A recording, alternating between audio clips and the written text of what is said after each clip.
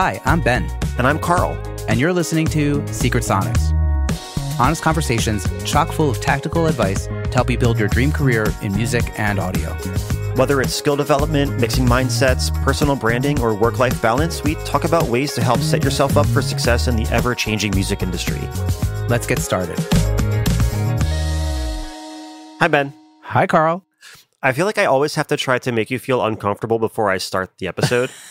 Because it's always my responsibility for some reason. We just did it like the first episode, and then we did it the second episode, and then it's like, shit, now we have to do this all the time. Yeah, it's a tradition. But I have to make you smile. Like, I can't fake it. So I smile every time. Every time I smile. I'm aware because I have to do all the heavy lifting and try to make you feel really uncomfortable and awkward over Zoom or Riverside or whatever, so that you're just like awkwardly smiling before I even say, hi, Ben.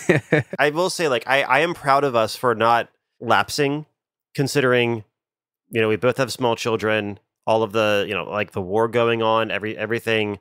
There's a lot happening, and yet we're still making it work, even if it's a little down to the wire sometimes. Down to the wire. And even if we have to re-release an episode or two, that's all right. There's enough in the bag. Now, the good thing is, I think by the time that this comes out, we will have already recorded our first interview episode as a duo, having a third person join us. We're not going to say who it is, just in case, it doesn't actually happen or we have to reschedule or whatever. But hopefully I will not have to ask Gavi to remove this part of the banter. But no, I think it's going to be great, and I'm excited for it to be a three-way phone call, a three-way whatever this is, a three-way conversation. And it's going to be pretty fun. I'm pretty pumped about it also, by the way. Yeah, it's good. I love chatting with you, and it's like, there's like the rapport, but it's also fun to get more people's thoughts into the mix to kind of get our brains percolating, and hopefully the listeners' brains percolating too. Yeah. And also the fact that it's somebody that's never been on this show before. That's right. But we're also going to have some repeats. Just wait and see. So some updates, not repeats. You got to spin it. Well, it's going to be a whole new format of interviews. So I'm excited about that also. So speaking of changing things up, Ooh. We thought we would talk about future-proofing your business, your music business today on the podcast, because the world is changing quick, and God knows we need to adapt. So, I thought we'd start by me asking you a question, because this is something that you seem to have nailed down a little bit better than I have.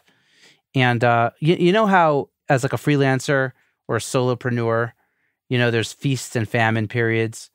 There's times where it's just like you can't even like breathe because you have so much work, and then there's times where like, is this over? And I have been through many of those cycles. I've kind of done my own thing to sort of survive, but I don't think I've maintained the same sort of like constant flow of foot traffic the way you have. So maybe you can talk about how to destroy having famine and feast cycles, and how to consistently have work coming through your door so that you're not always either too stressed about the work you have or too stressed about the work you don't have. Carl Bonner. And go. Okay. Okay, so I think fundamentally what it comes down to is most producers and engineers are reactive when it comes to their business and when it comes to lead generation. They are reactive, and when there's a lot of work, they're reacting by focusing on getting all the work done and not putting any effort or thought or proactive energy into finding the next round of clients. And then when that big burst, that big wave of projects start to wind down, and suddenly they realize before they know it, oh crap, I don't have anything booked for the next 2 months. And then they react to that by, they're spamming everybody that they know. They're putting out Facebook group posts saying that they're going to do, half off mixes for the month of August or whatever it is. And next thing you know, they're overbooked, and they're booked out by not the right kind of clients, because they're people that are making the most of the low prices and they're making the most out of your desperation. And then you realize that they're going to drain your energy and your creativity, and you get burnt out and you get tired. And then you're so focused on just getting those projects over the finish line that you don't have any time left or energy left or desire or motivation to start looking for that next round of clients. So then when it's just a cycle that goes and up and down and up and down. So the not so secret that you really need to be doing is always be doing lead generation. Always be looking for clients, no matter how busy you are. Like, there's no such thing as being too busy to find clients. Because if you're too busy to find clients, number one, it's temporary. Or number two, you desperately need to raise your rates because there's too much demand and you're not scaring enough people away.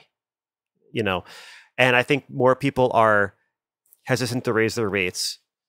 Well, I don't know. Actually, no. I feel like people are pretty hesitant to raise their rates, and they're also pretty hesitant to be proactive with consistently looking for clients. Because that's the big takeaway is if you want to consistently get clients, you have to be consistently trying to get clients. If you're consistently waiting around for clients to show up, like, you're not in control of that. That's when the waves come in.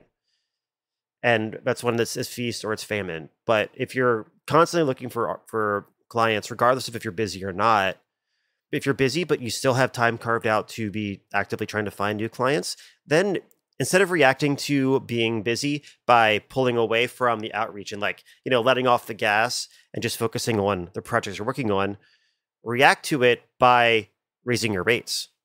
React to it by using that as the confidence to know that if you have a potential client and you're pretty busy, you have the confidence to raise your rates by $50, $100, whatever it is. Because if they say no, you're still busy. It's fine. But if they say yes, then that's a little confidence boost that, maybe people are willing to pay more than I realized. Because when you're able to raise your rates and get more people to pay you, it's not just for the purpose of making more money. It's for the purpose of, giving yourself some more time. You don't have to do as many projects to make the same amount of money. There's a quality of life that you're able to maintain when you're actively trying to find more clients, because you don't have that feast or famine. You don't take on clients you don't want just to pay the bills. And then you're not overly stressed out because, you don't like the music, you don't like the people. So to consistently get clients, you need to be consistently getting clients, and going out and finding clients, creating leads. Right. And it sounds like this is also a virtuous cycle as opposed to a vicious cycle, because the more client outreach you do, the more you can raise your rates and say no to people that you don't necessarily want to work with as much or can't pay you as much as you want to make. And so just like the level of quality of, the client just keeps going up. And then you have also more time because you're saying no to continue to do the lead generation and to continuously kind of go down that rabbit hole of finding more aligned clients, more aligned artists for you to work with. So it's just sort of like rather than just kind of letting things be and, riding the cycles like a roller coaster, you can control it yourself. And in doing so, curate the kind of work life you have. And I think it helps when you treat it like we all say, it's a long game, it's a marathon, not a sprint. And I think a lot of producers and engineers look at our careers and kind of have an instinctive understanding that that's the case. Like, we know that we're going to be in this for the long game. But then when it comes to lead generation and to finding clients and making social media content that actually attracts the right people and, doing the things that any business needs to do to market themselves and find more clients. When it comes to that aspect, we kind of forget the marathon part and we just sprint, and then we get exhausted and we just stop and pass out on the sidewalk. I don't know how that metaphor would continue, but it's basically like sprinting or doing nothing.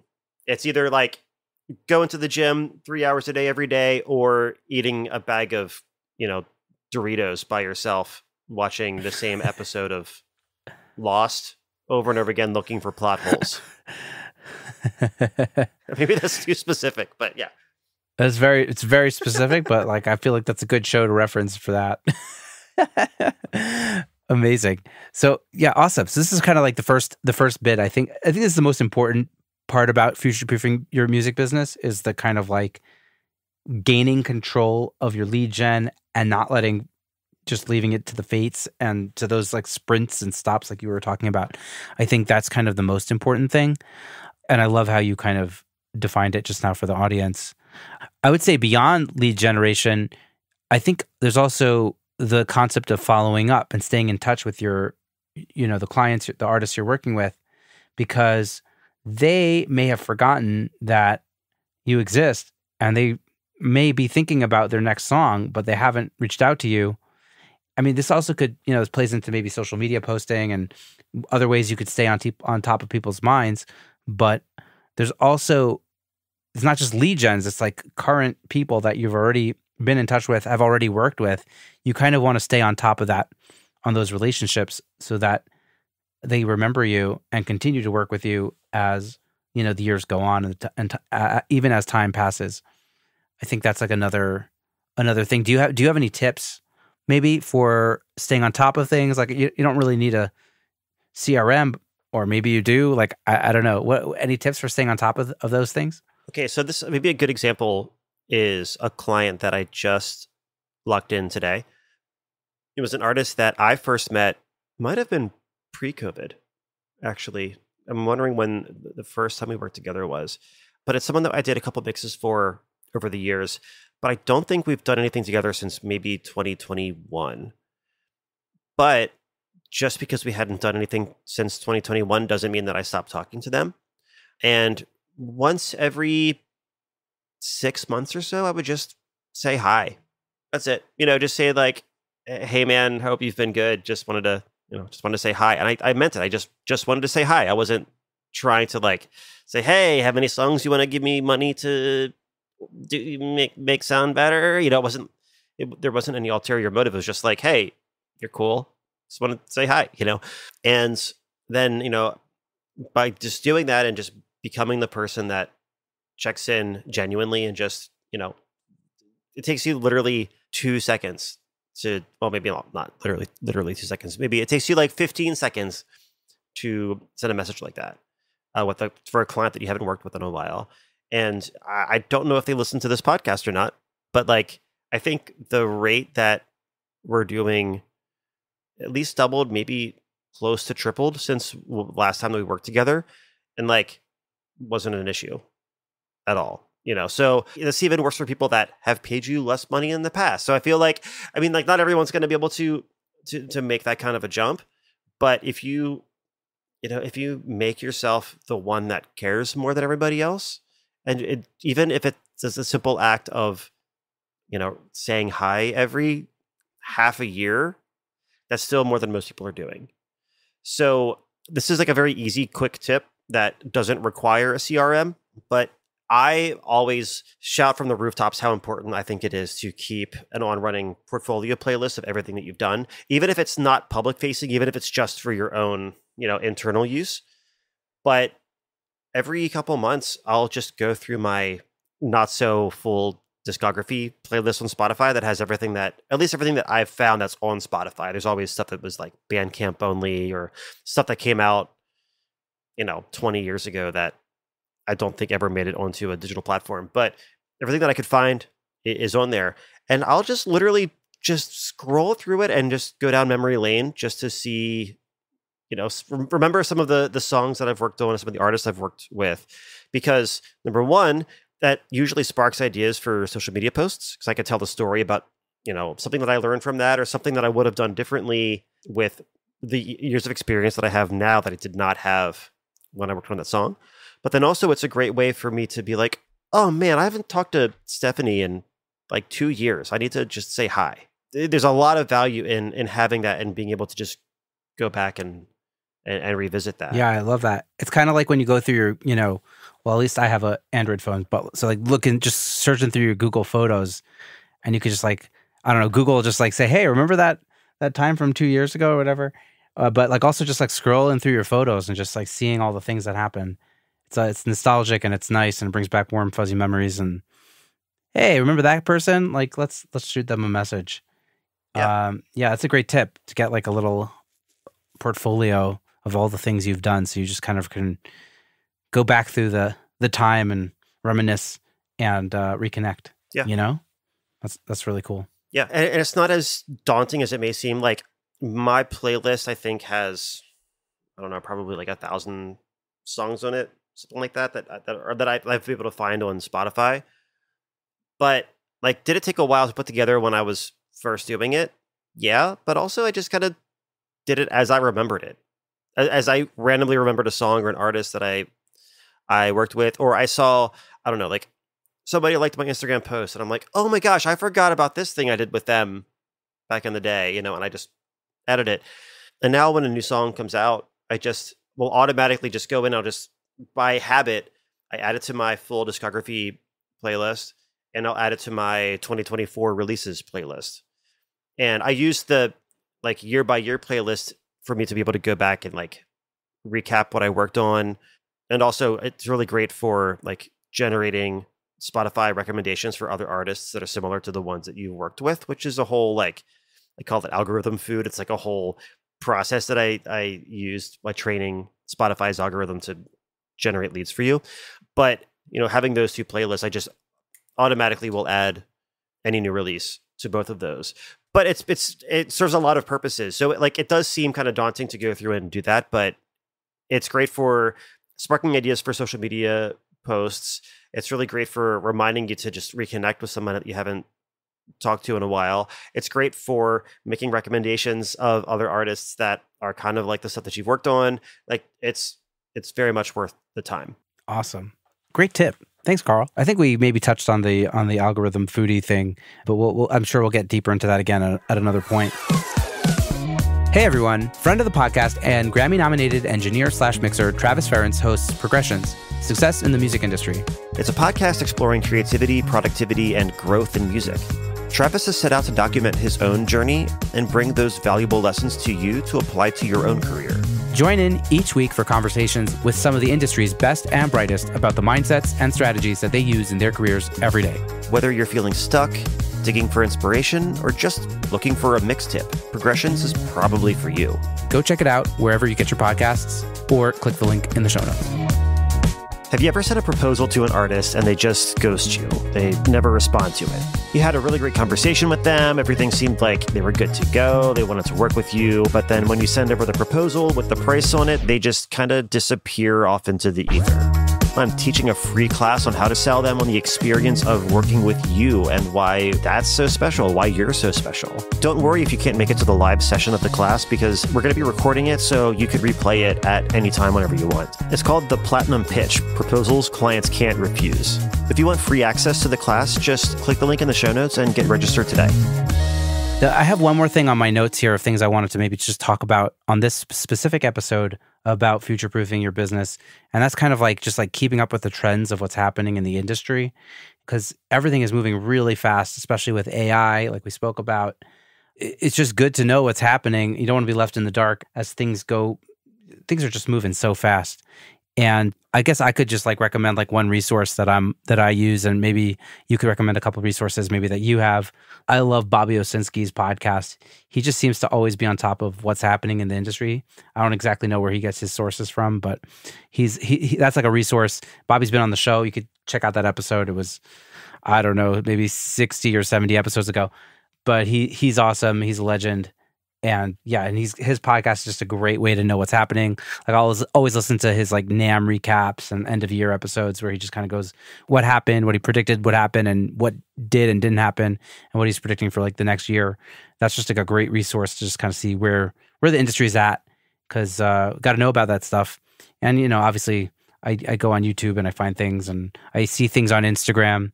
Like one of as much as Instagram annoys me sometimes and is a bad place, it's a great way to stay on top of what's happening in the industry, because you just see what all your friends and connections are doing and what they're up to, and that kind of also keeps me informed. So yeah, those are kind of like a couple addresses that I go to for keeping up with the times. Do you have anything to add to that, Carl? I don't know if this is necessarily adding to the resources part, but this is going back a hair and clarifying something that you said, because you said about how important it is to follow trends. And I just want to say that I think there are two kind of different definitions for following trends. There's kind of like a good way and a bad way, I think. There's the bad way, which is seeing what everybody else is doing and doing that because everybody else is doing it, right? Like when we think of, Tide Pod challenges, right? Like that's something that we don't want to do. We're dating ourselves there. Or what was that Fruit Roll Up TikTok thing that was like really big, like frozen fruit roll up ice cream thing? I don't know what happened there. That's crazy so weird. stuff. Yeah. Anyways, I'll have to look that up. Put it in the show notes. For anyone who wants to learn more. No, but so there's like the bad. Don't put it in the show notes. So there's like the bad, kind of like the bad way where you're just doing what everybody else is doing because they're doing it. But I think what you were talking about, which is more of a positive way, which is just being aware of the things that are happening, being conscious of the changes, rather than just saying, old man, cursing the clouds. It's like being aware of the changes that are happening, being aware of the trends, being aware of where the industry is headed, but then, being thoughtful about, well, what are the things that I can integrate into my business, into my workflow, into my creativity, that I think is going to make for a better end result and a better experience for the people that I'm working with, versus what's just, the hot new thing that everybody else is going to be wasting time and money on that I just don't think really applies to me. But I think it comes down to being aware of what's going on and then thinking deeply and reflecting on, are these changes something that can be beneficial or not, rather than just seeing, oh, there's a change happening and because it's changed, therefore it's bad, and grumble, get off my lawn. Yeah, I think it's like interesting, like you were saying that, like I was thinking about Atmos, which is like a great example. And there are people who said Atmos is the new thing and I love it and I want to go all in on it and make it my new thing. And like, kudos to those people. And for many other people, it was like, this doesn't really make sense to me and I don't need to do this right now and I'm not going to do it right now. And that's also like super legit, but at least you know that it's happening and you don't have to, and you can make your decision either way, just as an informed person. And, you'll probably double down on whatever decision you make because we have our own biases and stuff, but it's important to at least know what's happening and to be informed about those decisions that you're going to make. And yeah, like you could hate AI and you can know it's happening and you could decide like, I am never using that stuff in music because like on principle, you could like be Jack White about it, and that's a legitimate sort of reaction to that. And another legitimate reaction to that is I'm going to integrate this in terms of like, prompting soundscapes for the records I'm mixing or whatever it is.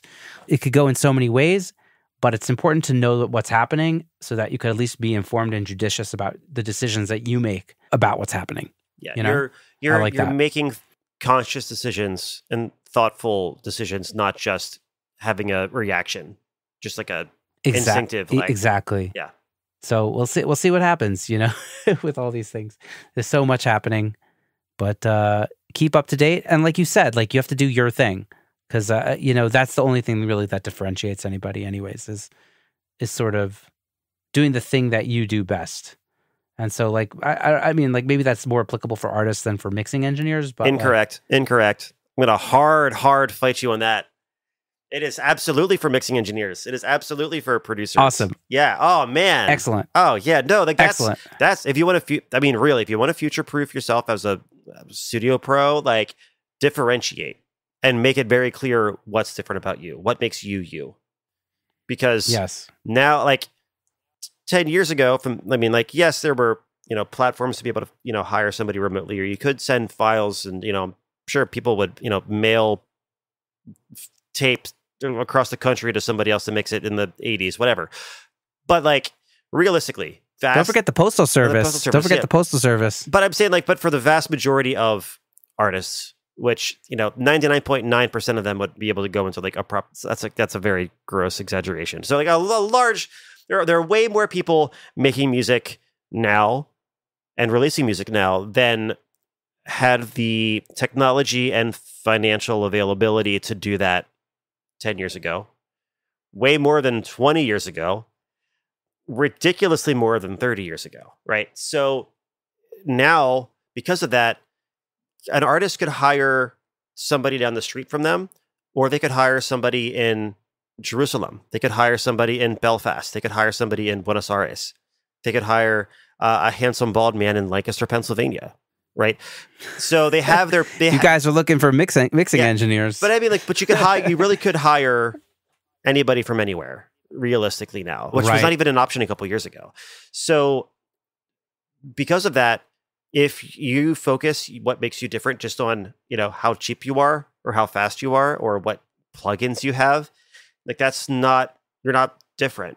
You might have a slightly different combination of things than other people, but it has nothing to do with what actually sets you apart, which is your personality and your tastes and your experiences and the perspectives that inform the way that you do the thing. So what is going to help a mixing engineer or a producer or a podcast editor or whatever moving forward? It's not the service that you provide. The service that you provide does not differentiate you. The way that you use your life experience to inform how you provide those services, that's what's going to make you stick out. And that's what's going to help you to find the right people and attract the right people and continue to do so. And I think... Thank you for getting so animated. Sorry, this is what I teach. So this is the shit. I'm 100% with you. This is like, again, like if I could go back to just like lessons I've learned just from being our last episode was lessons we've learned over the last 4 years. Lessons we've learned since I've been doing this podcast is like, you got to do you, because that's it. That's your differentiation. That's what makes you unique in this industry.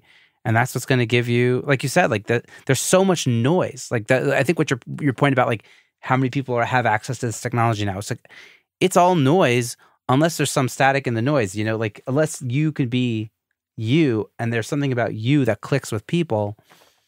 And that's also going to scratch your creative itches the best. And it's going to be, you're going to have the most fulfillment from that. So yeah, just like think about that for the longevity and the future-proofing of your business. Yeah, I think I think to future-proof, it's really doubling down on what makes you, not what gear you have or what plugins you use or whatever. Like, oh yeah, you had a great little Instagram post this week. I reshared it on the Secret Sonics page. Oh, it was something about like gear devalues over time. Oh yeah, gear like studio gear depreciates, but relationships appreciate.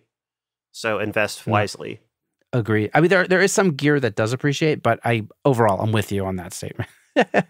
Like aside from like the 1073s or whatever. Okay. Thanks, Ben. Thanks for. Okay, so I gotta just reel it in for the techie people here. 0.0001% of gear is an exception. So therefore, you have to give it equal amounts of airtime. That's right. Now we're talking more about the exception than the actual thing. But that's my fault because I keep on harassing you about it. But yeah, honestly, like the future-proofing, you can spend time on technology to help future-proof yourself with keeping up to date on technology and trends that are happening in the industry and whatever that is. But like foundationally, doubling down on what makes you is really the way to future-proof it, because now people they could hire any mixer in the world, so they're not going to hire only crappy clients are going to hire the cheapest. That's right. Only realistically, only like pain in the ass clients are going to hire somebody based on the gear that they have, right? And like at least that's for me. I don't want to be hired because of the gear that I have. I don't want to be hired because of the how my studio looks like. That's why I don't have any gear pictures on my website. I don't have any gear list, any like plugins list. It's just like a picture of my dumb face. And it's like, if you like the music that I work on, and you think that, I'm able to accurately represent my perspectives and tastes, and you seem to resonate with that, then we're going to be a really great fit. But if you're that's right, going to ask me like what, I don't know, like what my monitors are, like what plugins do I use for, mixing or whatever, like, fuck you, I don't care. I don't know. Like I don't know. Yeah. Asking the wrong question. Well, just to prove that point, like I recently lost my first gig ever because I didn't have a Neumann microphone. And I was like, okay, you know what? This is so stupid. Like, literally, who cares? And I was like, listen to the songs I've recorded. Just like have a listen. Like, and the client was like, oh, this sounds great, but my producer says your mic's not good enough. And I was like, okay. So this is the exception that's proving the rule. You know what I mean? Like, this is literally the first and only time that has happened to me. So, but there you go. But here's the thing. Like, if you look at it on paper as it's a gig that you didn't get because of that, that says something very different than if you add the context of, I would call it like the red flag that is there. Exactly. You know, I feel like you dodged a bullet because like if they're making their decisions based on that, not based on the quality of the work that you do, and if that's their only reason for not doing it, if it was actually a very important thing, and if it was like if they had a really strong vision and you were like the right fit musically, but that was the only thing stopping them, they would just rent the microphone. You know what I mean? Like they would just like, okay, cool. We're, find a budget, for, I don't know, $80. I don't know. I've never rented a microphone personally, but I guess like whatever it is, like it's not much, right? You're just going to rent the mic for the day to do the session, rent it for a couple hours. But like, if that's a total non-starter, like their priorities of what qualifies as a non-starter is just not based in reality. Yeah, or at least not based in my reality. Yes, there we go. That's all right, but also not based in reality because that's literally never happened before. Also, I've in my experience, the clients that want very specific pieces of gear, and now there are exceptions that are like major label artists, and like, okay, different conversation, but also like they understand that's just like a small part of it. Yeah, listen, Frank Sinatra had his U-48. Like I get, Yeah. So again, of course there are exceptions, but it's an exception because it's incredibly rare. But generally speaking, the people that have those real specific, like, oh, you need to have this particular mic, whatever, are also going to try to nickel and dime you for the prices. And it's like, they're like, how do you expect me to have all these fancy mics that you want when you're not even willing to pay me enough, to justify me keeping those kinds of mics around? Yeah, there's definitely a correlation there. I've seen that. Amazing. Well, I think this is good. I think it's a good place to end this episode. But before we do, we have a little something special for you, and it's a guide to future-proofing your music business. And you can grab it in the show notes below. Do we have we have like a working title for it? What's the working title, Carl? It's called The Future-Proof Mixing Engineer: 6 Essential Skills for 2024 and Beyond. And just to be clear too, it's not just for mixing engineers. A lot of this, all of it also applies to producers, songwriters, session musicians. This is all applicable to you. So you should download it. It's free. It's helpful. And we think it's good. We think it's good. Go check it out and let us know what you think. And hopefully it helps you stay future-proofed for this crazy business we are working in. So yeah, guys, gals, all y'all, have a good one. Now I'm going to make you feel awkward before I say bye, because it's the same thing. It's just like in the intro. I have to make you feel uncomfortable. Oh, man, I'm blushing, guys. I'm blushing. I hope we can make like a supercut of just the awkward giggling and shifting your weight that you do when you're waiting for me to aggressively say, bye, Ben. Bye, Carl. We hope you enjoyed this conversation as much as we did. If anything here resonated with you, please share this or your favorite episode with a friend. And as always, we love to hear from our listeners. So find us on social media at Secret Sonics, at Ben Wallach Music, and at Carl Bonner. Until next time, bye, Ben. Bye, Carl. That was good. I think the outro was great.